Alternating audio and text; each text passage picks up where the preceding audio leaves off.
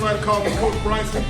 I've been a head coach in arena football for the last 21 years, and I'm probably the second winningest coach in arena ball history.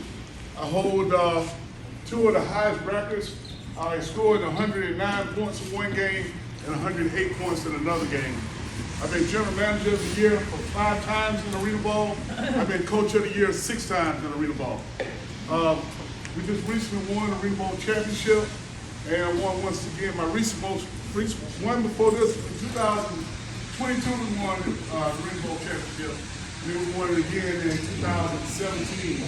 So in the last 6 years, I have been in the championship game in arena ball. Right now, my starting quarterback from Oregon is now the starting quarterback in the XFL. 4 of my players are in the NFL. I've been blessed. I'm from Abbeville. All-American running back that played there. I still hold a lot of records there as a running back. Went to Clemson, signed and committed to go to Clemson. Couldn't pass the SAT. Because of that, I have became a motivational speaker. Been traveling all over the country. Just recently wrote a book on broken knees, the Ervin Bryson story about my career, beginning in the NFL. My mom raised 10 of us by herself. Me struggling academic-wise, and then never giving up, getting a chance to coach. So now I travel. I do a lot of things, motivational speaking, to share my story with a lot of different people. Whether you're black, whether you're white, it does not make a difference. The people that raised me were not black, you know, and because of that, I was able to write a great book. And one of the best things happened to me the other day, I was telling that about, is that I have a restaurant in West Shoals, and I was in the kitchen cooking, and I have a window. And a good friend of mine, Tommy, came up to the window. He said, "I need a second of your time." He said, "I want to tell you something. I read your book in one night, and I couldn't wait to come up here to talk to you today." He said, "Hold your hand up." I held my hand up. He held his hand up. He said, "Only difference between you and me is you're white, you're black, and I'm white. And your story is exactly my story to the T." He had got raised, his mom raised 7 of them by herself. My mom raised 10 of us by herself in the project without no assistance. So we struggled a lot of times. There was nothing to eat. She worked 5 jobs. I felt so bad at my ball games because I scored a lot of touchdowns and I scored a lot of points in basketball, but mom or dad never was in the stand. She couldn't be in the stand. Why not? Because of the fact that she had to work 5 jobs. And she was raising half of Abbeville, whether they were white or black.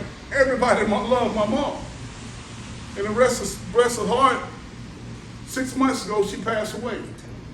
And I lost my best friend, you know. And it was my purpose, it was my business, and it was my welfare in life to make sure my mom was taken care of. And I did that until the day she died. And I'm so happy for that, that it was instilled in me to know the right thing to do was to always remember, I got to take care of my mom. And I always did the right thing by her. No matter where I went around the country, I had to come back home to make sure mom was all right. But I always came back on the 3rd of the month to make sure I take mom around and pay. Could I pay those bills online? Yes, I could have. But what was the most important thing about me coming home on the 3rd and being with her to make sure she go take care of her bills? What was that? What was I doing? Spending quality time, which you cannot put a price on. You cannot put a price on that. As I look over this room, when I walked in here, I saw many different people laughing and joking and smiling. But the thing about that is with me, I joke and I smile a lot. But you don't know what a person is going on behind that smile. We all go through something. Going through something in life does not have a color on it. It doesn't have a price on it. But you know what? Because you are a human, you're a child of God, you gotta go through it. Because it's your journey, and it's your test, and it's for you, and it's your purpose. A lot of times people say to me, how are you able to balance all the things that you balance? You know what? I'm built like that. It's for me. It's my responsibility, just like the chief responsibility, to run run everything, the fire department, everything that comes with it, underneath the roof. It's his responsibility, whether he wanted it or not. That's what he accepted. That's what his task is. And that's how it is with life. When we got these kids, we got to raise them, but we got to come to work, then we got to go home, we got to deal with this, we got to deal with that. We built for it. One of the things we was talking about earlier, and I had to learn this with my daughter, my baby girl is over there. She's a junior in college at North Carolina A&T, and she majored in psychology. So we both, when she said she was going to major in psychology, I said, awesome. Who in the world would have believed that I majored in psychology and I was the dumbest kid in college my freshman year? Didn't pass nothing. Clemson recruited me ever since the 7th grade. My 10th grade year, Danny Ford found out that I was coming to the Clemson game against Wake Forest. He sent 40 officers to find me at that ball game. Now, me, 10 cops, they roll up on me, asking me am I Ervin Bryson, and I'm stuttering, I'm nervous. Because, hey look, hey bro, hey, I ain't do nothing. But you know how many people are there? How that made me feel? To know that a school like Clemson really wanted me. And so they escorted me underground to his office, and he told me, he said, look man, I was at the game last night, and boy, you played a hell of a game. You want to be a Titan. He had a pool party at his house for LeVon Kirkland and Ed McDaniels, the three of us, when we was top recruits for Clemson that year. He had a pool party at his house for the three of us to let us explain to us why he wanted us to be a Titan. Man, that was so awesome because look, you're talking about a kid that's from the project. Lily Mae's boy who raised 10 kids by herself. How in the world I'm going to be able to do that and when I didn't do the necessary things that I needed to do in school? It's that I couldn't do them. It's just that I had a hard time comprehending. And you may have kids in your house that have a hard time comprehending. Yelling and screaming at them, that's not going to be the answer. You're going to have to figure it out. You're going to have to figure it out. So I wish somebody could help me figure it out, what it is that I needed to do to be able to understand and to comprehend so that I could get better in the classroom, and I could have went ahead and went to Clemson, right? And then when I went to college and went to junior college, they got a picture of me sitting on the bench with number 7 running leading rusher in the country in junior college, being recruited by all these schools, right? But I still couldn't sign to go to school of my choice because of the fact that my grades wasn't transferable. There are things that I was lacking in that mom couldn't pick up on them because, and dad wasn't there, that I was lacking and I was missing because of the fact that there was nobody there to catch all that stuff. And I needed it and I wanted it, right? But the thing is, when I got my relationship with Christ, that changed everything, that turned everything around. It turned everything around. When I found meaningful scripture that I could read and use it and apply it to my everyday life, it changed my life. It changed my life because now I never gave up. Even when I went to Taiwan, in Taiwan, man, they had this big billboard and this big TV projection up there downtown, and all these people floating around, and they had my picture up there. The All-American running back from America. Lily Mae's boy. A woman that raised 10 kids by herself, way over in another country, and very popular. We played an exhibition game. The following week, the league folded because they didn't have enough teams. So I come back to the States, and I get picked up. I get a call from the World League, and the World League called me in, and I come in, and I become the #1 running back. And we get ready to leave to go to Frankfurt, get on the plane. The commissioner of the NFL called in, and they did not let the coaches release me. The commissioner of the NFL released me. And he said the reason why we got to release you, Ervin, is because we have rules and we have bylaws. He said you were picked up from the outside. You were not allocated by an NFL team. We got to release you. And that crushed me. That broke my heart. Because of the fact this is what I've been working on, because I knew if I went over and played in the World League, then my ticket to the NFL would have been a lot easier. So when they cut me, I went into the hotel room I cried like a baby, and I called one of my coaches that I got drafted by coming out of college, and I told him what happened. He said, well, I tell you what, get on the plane, fly up here to Connecticut, we'll sign you, you do well, you're on the team. I said, heck, I'm gone. Booked flight, got on there, went to Connecticut, did well, got my knee shot up 4 weeks in a row so I could play that weekend. In that 5th week, instead of them shooting my knee up, they decided to have me to have operation. I felt better having an operation back home in Greenwood because Dr. Cal Warren at the time was the most popular knee doctor. He did a lot of NFL people. He was really good. So I flew home, shot, did surgery on my knee. After that, I came back. He said, Ervin, I'm going to show you something. 80-year-old man knee, and young kids knee. Your knee is an 80-year-old man knee. You can't play no more. My career was over. At the age of 25, my career was over. But remember this now, I'm Lily Mae boy.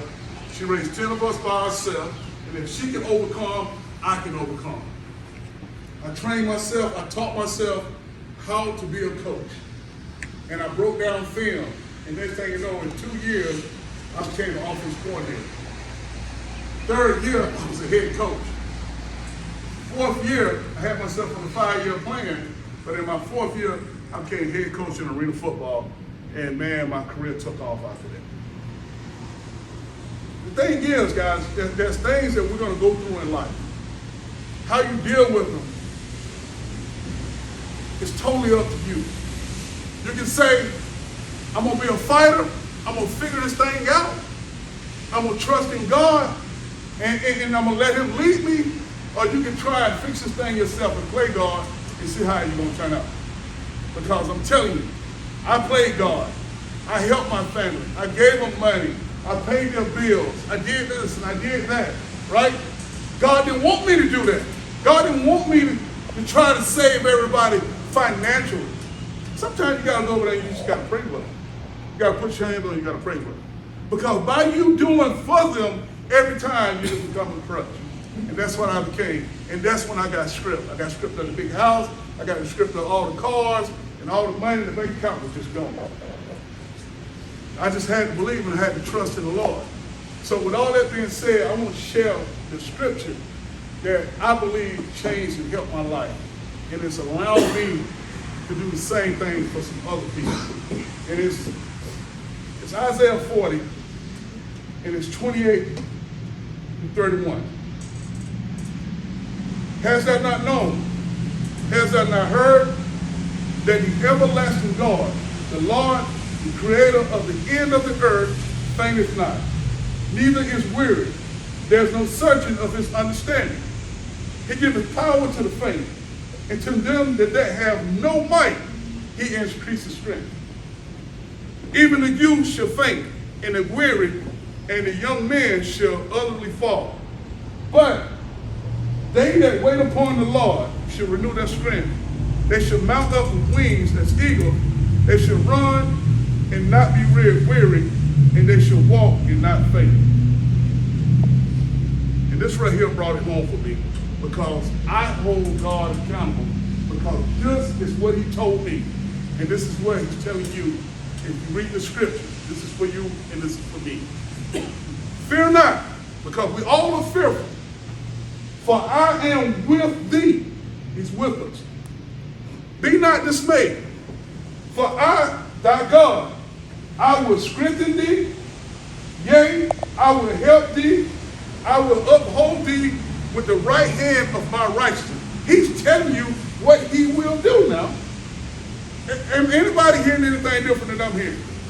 Because I had to really read this multiple times and listen, because if you're telling me, God, that you will help me, I got to listen. And I got to get out of the way, and I got to let him help me. I'm going to bring it home with this. It said this now. For I, the Lord thy God, will hold thy right hand, said unto thee, fear not, I will help thee. What you going through? What you going through right now, can you deal with it on your own? Do you need help? Now, if you do it on your own, there's no need to turn into it. But if you need help and you turn to him and you say, God, this is what I'm going through, this is what I'm dealing with, I give it to you. And just let him do his work. Because he will make it happen. Because I promise you, everybody in this room right now, you're going through something. Whether it's good or bad or whatever, you're going through something. And you don't know what you're going to do. Right here. He tells you. Give it to him. Trust in him. And let him guide you. Because I have had to do that. Because there was plenty of times there was no food on our table. There was no clothes to put on. And that time the clothes that were put on, it was so embarrassing. I remember hiding in the bushes because I didn't want to come out and let my friends see me look like a clown. My shoe was too big and my pants was too big. So I worked my butt off to make sure my daughter, my two daughters, my son, don't go through what I went through. But I had nothing. I just don't buy these expensive things. Can I do it? Yes, I can, but that's not my goal to do that because it's not going to make them better. We're going to have to make them better, and that's the only way this world, this place is going to change. And you're going to have to make them better by instilling some good stuff in them that's going to make them work and not just feel like they got a free handy out. Can't do that. We got to make them better. And the only way we're going to get better is start within ourselves, and then we start branching out.